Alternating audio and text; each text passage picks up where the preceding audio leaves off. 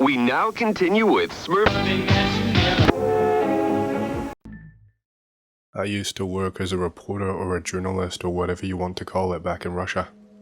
I worked in a pretty big city, but this was not in Moscow. There is this one case that I worked on some years ago that still really sticks with me, and I want to type it out here. It'll be a little rough around the edges, and my memory is not exactly perfect, but hopefully it all makes sense. All of this is pieced together from evidence gathered, police reports, witness testimony, public inquiries, body cam footage, CCTV footage, etc. Back then, this was allowed, as long as you weren't a known thorn in the side and cooperated in daily life. Now, accessing any kind of police materials or getting them to cooperate or getting any kind of reports is generally declined unless you are part of the criminal proceedings directly. This case took place many years ago, too many to remember exactly. For the purposes of the story, I am going to call the woman that this case concerns Alicia, or O for brevity. This obviously is not her real name, and you will not find any newspaper report searching for this. I don't want to be too vague, but as my full name and identity is attached to written articles in my city, I don't want to make it too easy for me to be found. So, all those years ago, Alicia murdered her 1.5-year-old son in a really horrible way.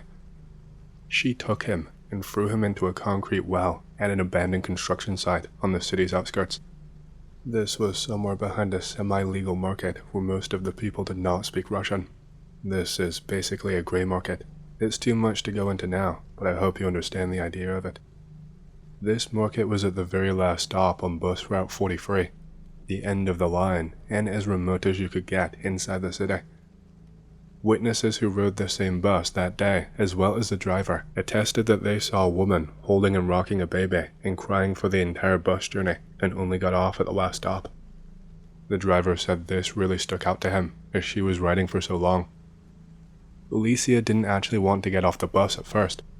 She had to be asked twice to leave by the driver, but she pretended to ignore him and stared outside the window.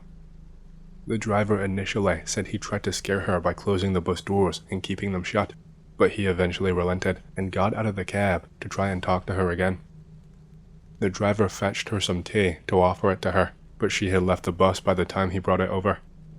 He saw her walking out into the wasteland and she ignored his calls. She had her child in her arms as she walked. After this, it seems that she arrived at the abandoned construction site without getting lost. She clearly knew the way there, as there was no evidence to suggest that she wandered around or went anywhere else. This abandoned site, they started building it back in the 1970s, and it was halfway between the city and the airport. I think it was supposed to be a hotel at first, but the project was abandoned within a year or two. In the early 1990s, a wealthy man had big plans and wanted to use the foundation to build a shopping center, but that too fell through. It would have been the first shopping center in the city at the time. Unrelated, but that man was eventually shot by his wife.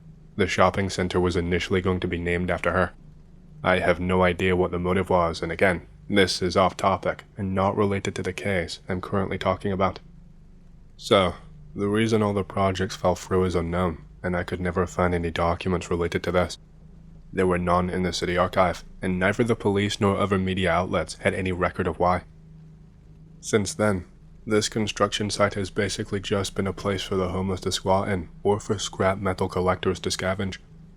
The city expanded, new neighborhoods and markets, and stretches of private housing. Some of these were built not far away from the construction site, and kids often used it as a site to play games. Alicia went there as a child, but for a much different reason. Her parents had moved from a closed town, and could not afford an apartment in the center of the city with over 1 million residents, so they squeezed into a small private house on the outskirts. Raising 3 children was not easy, so both parents worked extra jobs. Her father worked as a taxi driver, and her mother worked at a bakery.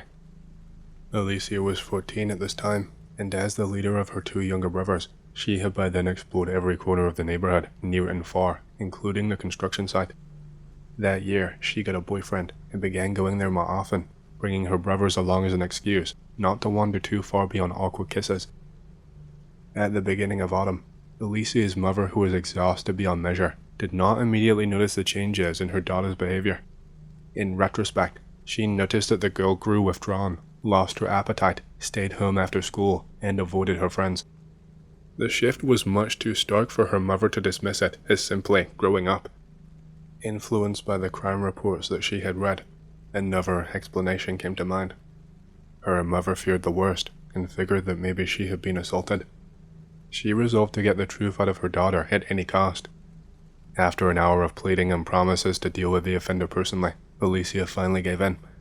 No one had done anything like that to her, but she was frightened, very frightened. While searching for a secluded corner at the construction site, she and her boyfriend Maxim came across a square opening in the concrete floor. It led to a narrow basement room, about 2 by 2 meters, with no doors. The only time this room got any light was during the day, but aside from that it was mostly pitch black. Even the light it did get barely granted any visibility. In the floor of that basement room, right in the center, was another identical square opening. No one knew where it went as they had not come across it before. No one even knew about a second basement level at this site. It certainly wasn't in any original plans for either of the constructions scheduled over the years. They got down on all fours at the edge and peered into the well. Alicia said that she felt dread looking into it, but could not explain why.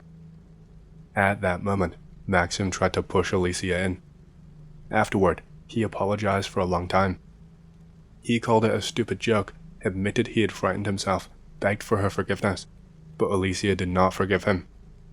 She could not forgive him because she told her mother that a few seconds earlier she had felt the same impulse herself. It had seemed funny, natural even, to give him a slight shove into the dark abyss. Her hand had even twitched. She managed to stop herself, and when she glanced sideways at Maxim, she caught the movement of his hand and managed to dodge just enough and maintain her balance. She was lucky that she did, and that it only resulted in her rolling across the floor and away from danger. From that day on, their relationship quickly faded. To Alicia's surprise, she felt only relief at not having to be with him anymore. A week later, she decided to show the well to her brothers. She explained that at first, she did not realize why she brought them, but said that she felt something horrible when watching them leaning over the hole. She had these vivid, intrusive thoughts that she explained seemed like real life, as if she saw herself actually carry out these events in real time, as if she was seeing a vision from the future. These visions were of her pushing one of her brothers down and hearing him scream, watching her brother fumble and grab the other brother for balance, only to drag him down along too. She managed to shake off this feeling, despite it causing her to sweat, and she instead grabbed her brothers and took them away. She made up all kinds of stories to scare them away from that place forever. She could not shake this feeling that she felt there, and it even followed her home. It was only once that she was away that the desire vanished.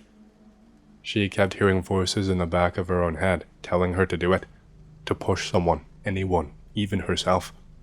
She became restless and could no longer sleep. This lack of sleep only continued to drive her more insane. Her mother, upon hearing the story, did not react well and started to see her daughter as a danger. She still loved her, of course, but she had to look out for all of her children. They quickly became estranged, and Alicia would stay out at friends' houses and choke down vodka to be able to sleep. Alicia's mother was very emotional when describing these events. The following summer, a friend from that same dorm invited Alicia to her village. 2 months away from the city was exactly what Alicia needed, and she later withdrew from her school, and she enrolled in a different one on the opposite side of the city, where she also found work. Alicia visited her family on weekends, and her mother was just happy to have her daughter back. Alicia studied hard and secured a state-funded place at an institute. She found better paying work. Her life was on the up. She fell in love with a man named Anton, who was rather wealthy. They got married, him even abandoning his overseas work prospects for her, although he later attained them anyway through his father's influence. And for 6 years they stayed away, but then returned due to Anton needing to sell his father's business and settle other matters after his passing. They were to be there for around 6 months. Anton told people in his testimony that Alicia described feeling incredibly ill all of a sudden. They got into an argument, and he scolded her for the first time in their marriage, is what he told us. He described that it seemed that she had lost the will to live overnight. Anton was due to visit his mother the next morning, and later his father's fresh grave. He had too many responsibilities and left Alicia to her own devices. He tried to apologize in the morning, but received the silent treatment, and he headed on his way. As described in later interviews, it only took 2 hours after he was gone for Alicia to pick up their child and board the bus. She boarded bus route 43, got off at the final stop, crossed the vacant lot, walked to the abandoned construction site, and dropped her son down the hole. Anton returned home, and she told him in a way that was just so casual that it was disturbing. She just told him that their child was down the hole and gave him the location and would not say another word to him. Even at the police station, she did not speak for a long time. She told us that she felt possessed, that she saw those same visions she saw as a child, and that she watched herself taking her child and killing him before flashing back to reality, and she said that after that, it felt like her body moved of its own free will. She didn't even seem sad or regretful. She seemed neutral, completely stone-faced. I of course was not in the room at the time, so I only know secondhand, but she seemed just devoid of any emotion. After a few hours passed by, she tried to act like nothing had happened. She started changing the subject, trying to talk about random bits of small talk and asking when she could go. When she was reminded of what she did, she denied it. She got angry. She started shouting and screaming about how she was being framed and how she would never do such a thing. She started crying about how it was Anton who did it. Anton took their child and dumped him down that hole, that they should ask him about where their child is, that he has a reputation or something like that. She said that he knew that place very well, which at the time, we didn't really understand what that meant. And then she would go quiet and blank for a few hours before talking again. And then when she spoke again, she claimed that she never had a child or a husband. She told the officers that she was too young to be married and that it was illegal. She said that her mother would be expecting her home for dinner and that she had to wake up early for school the next morning. She had completely lost her mind. She eventually underwent psychiatric evaluation, and I have no knowledge of the details, other than that she remained in a facility for a year before managing to take her own life. Police searched for the child's body for 2 entire days, but to the public, the body was never recovered. Anton left the country once the proceedings were all finished. I remember I talked to him a few weeks before he did, and he looked twice his age. The case did not receive much attention in any newspapers, not even local ones.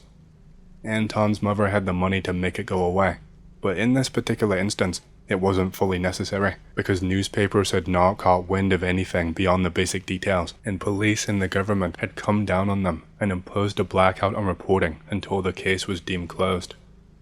I would have stopped looking into it right then and there, save for 2 reasons. The first is because my mother knew her mother when I was young because of a local bakery. I forget the exact details, and because of this, my mother knew her. I remembered her vaguely from when I was younger, but not really. The second reason was that something was wrong. You hear rumors. You don't survive in Russia as a journalist without making friends. Without friends in Russia, you don't get further than writing 1 sentence. I spoke with everyone that I could track down. Her mother, the bus driver, her brothers, and I had already spoken to Anton previously and received some information from officers who I was friendly with. I told everyone that none of this would be published, and I was true to my word, mainly because my boss and editor would not touch the story with a 6-foot pole. It did not take long before I received a visit from a police captain who detained me and questioned me very intensely about why I was so interested in the case. He let me go with a warning and what I can only describe as a veiled threat, but it made me want to dig deeper. My contacts were starting to climb up, but bribes here and there loosened some lips. I could never get away with such a thing in modern times, but back then, things were much simpler. I got a scanned copy of the report from the recovery of the child's body. Beneath the first basement level, there was another chamber that was just as narrow, also without doors, with a single opening in the ceiling. Only, this shaft was 7 meters deep, maybe even more. The child's body lay at the bottom of the 7-meter drop, but that was not the real problem.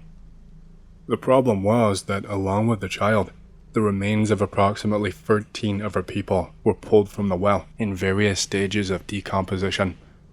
Among them were those who had gone missing over the past 40 years, including 6 children, as well as several bodies that were never identified as far as I know.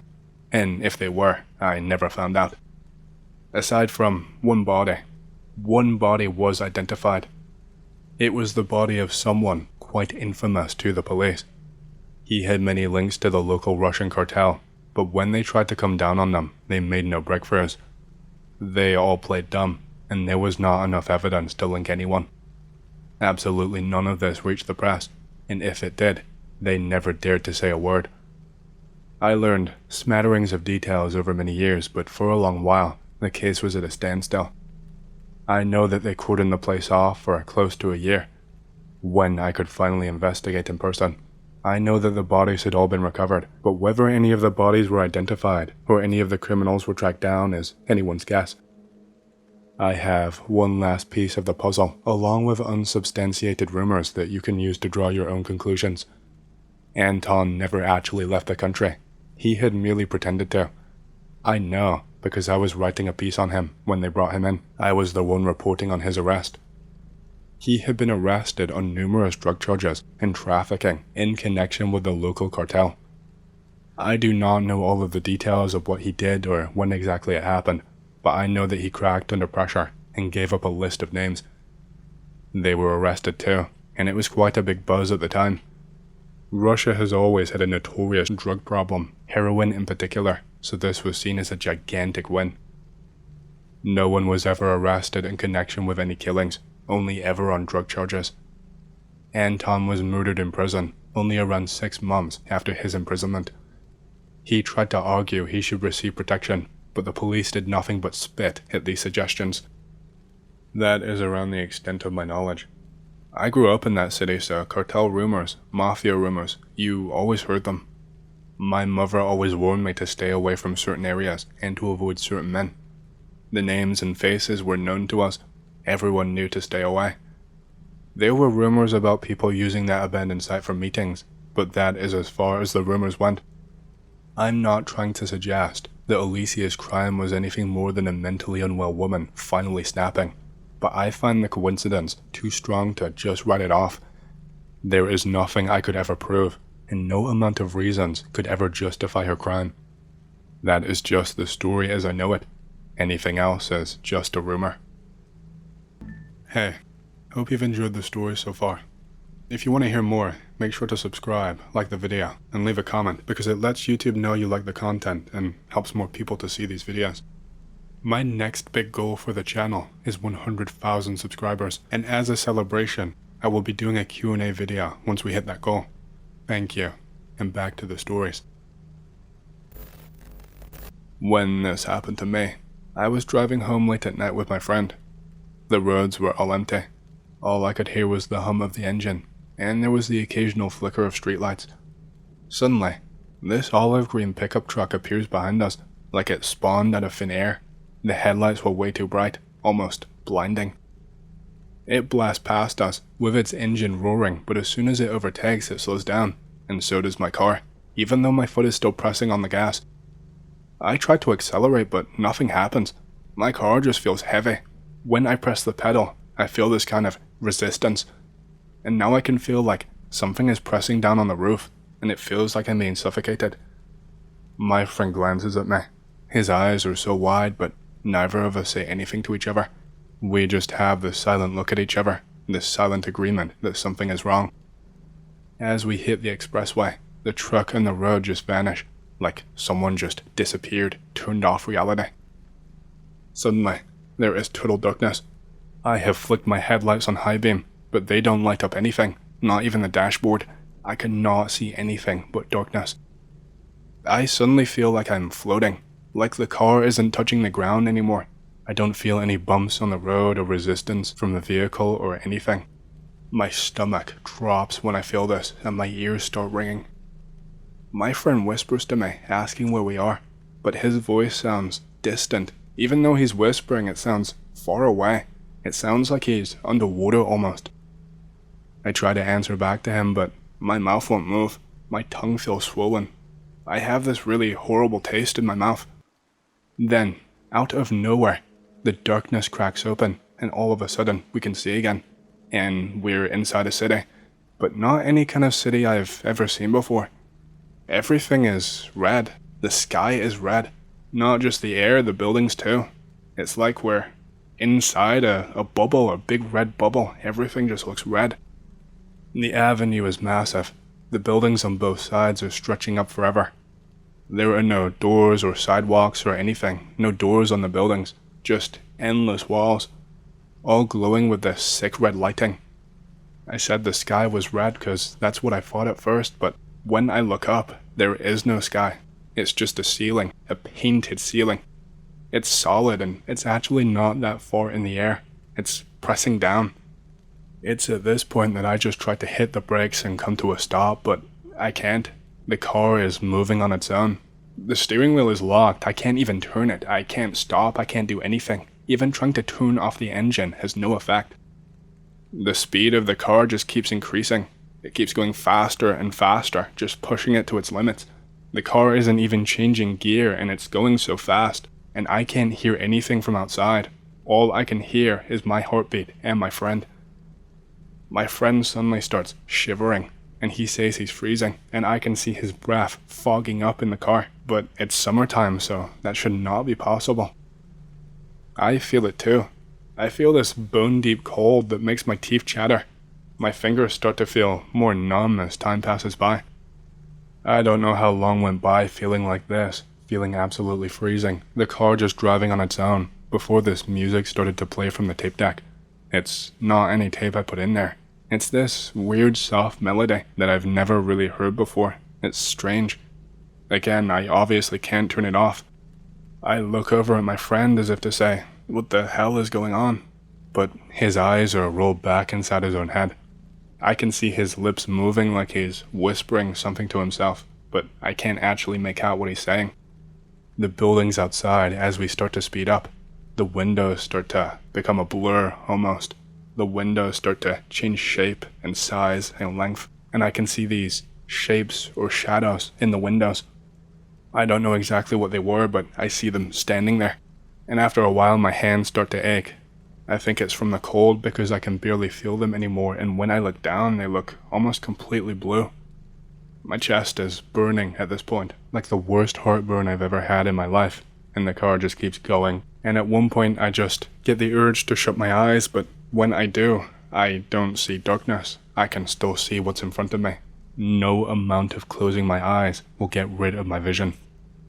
And this goes on for what feels like hours of me getting increasingly more cold, my skin turning blue, looking like it's suffering from frostbite. At one point I turn around and my friend just isn't even moving anymore. I tried to touch him, but my own hands are so cold I can't feel anything. I can't feel a pulse. I just started to feel more and more in pain. And it went on like this until my eyes eventually just closed on their own, and I just felt nothing for a few seconds, maybe a few minutes. And then all of a sudden my eyes just shoot open. Everything is back to normal. There's no red city. I am about to veer off the road and I have to swerve incredibly quickly to stop myself from crashing. As I'm parked up on the side of the road, I look at my friend and he is so pale. He is shaking. His hands are shaking so violently. When I check the clock, only a few minutes have passed by. It felt like we were in that car for hours, maybe even a full day. It felt like a full day of just slowly succumbing to the cold. We just sat there for ages until I finally just started up the car and just drove home in silence. We didn't talk about what happened. We never did after that. I still have no idea what happened to me. I wasn't tired or anything. It couldn't have been that. It couldn't have been a dream. But I have no other explanation for it. Has anyone else ever encountered anything like this? Either weird visions when driving or seeming like you've entered a different reality when driving? I don't know, it was just so weird. So, a bit of backstory first. I am a Divemaster. I have been diving almost my entire life. I have done deep sea welds, rescue and recovery. I've seen enough bloated corpses to fill a school bus over the course of my career. There is only one thing I've ever seen that's inexplicable. Only one thing that has truly scared me. I'm a pretty hardened guy. It's something I've had to become due to the nature of my job.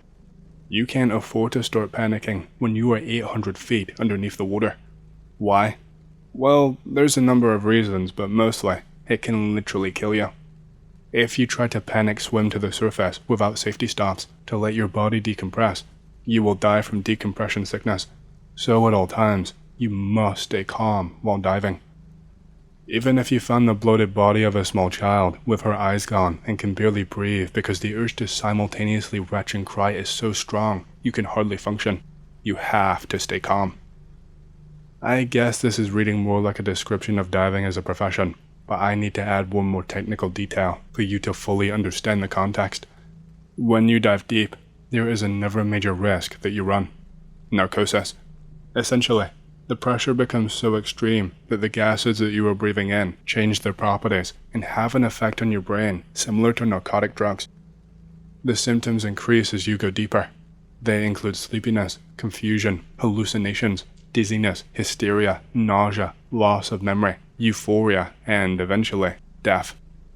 I hope I don't need to explain why seizures while diving is a poor combination. With that out of the way, I can get to my story.